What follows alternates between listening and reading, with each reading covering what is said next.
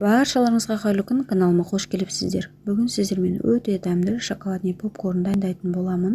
Кейбіреулер аппаратпен немесе микроволновкада дайындап жатады, ал мен үй жағдайында тапада дайындайтын боламын. Бір жасағаннан шығатын болады. Егер телесериал немесе кино көретін болсаңыздар, осылай 5 минут алдын жасап қойсаңыздар, керемет үйлесетін болады. Міндетті түрде осы рецептпен жасап көріңіздер. Егер менің парақшам пайдалы болса, каналыма тіркеліп, лайк басып, қоңырау белгісін басып қойыңыздар. Ал ендеше жасап көрейік.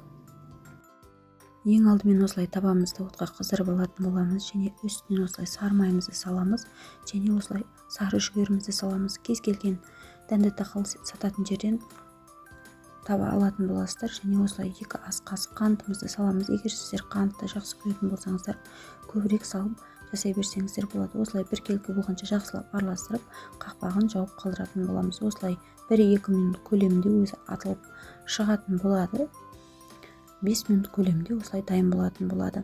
Осылай арасын қозғап тұратын боламыз, өйткені асты күйіп кету қаупі бар. Осылай мінекей біздің попкорндарымыз осылай жарылып жатыр. Міндетті түрде осы рецептпен жасап көріңіздер. Сіздерге жасап көруге кеңес беремін. Және осылай шоколадымызды осылай пышақпен турап аламыз. Мен осылай Альпен Голд қолдандым. Дайын болған попкорнымыздың жарты бөлігін осылай ыдысқа салып аламыз. Әркімнің қалауы әрқалай болғандықтан мен осылай жарты бөлігін ыдысқа салып алдым, және үстінен осы дайын болған шоколадымызды салып, жақсылап қасықтың көмегімен араластыратын боламын. Немесе қолдарыңызбен араластырсаңыздар болады. Осылай жақсылап шоколадымызды ерігенше, бір келкі болғанша араластырамыз.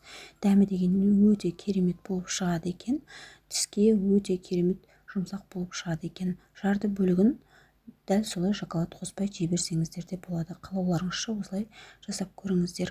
Егер менің рецептім ұнаса, каналға тіркеліп, лайк басып, қоңырау белгісін басып қойыңыздар. Сіздермен болған талшын астарыңыз дәмді болсын. Келесі видеода жүздескенше.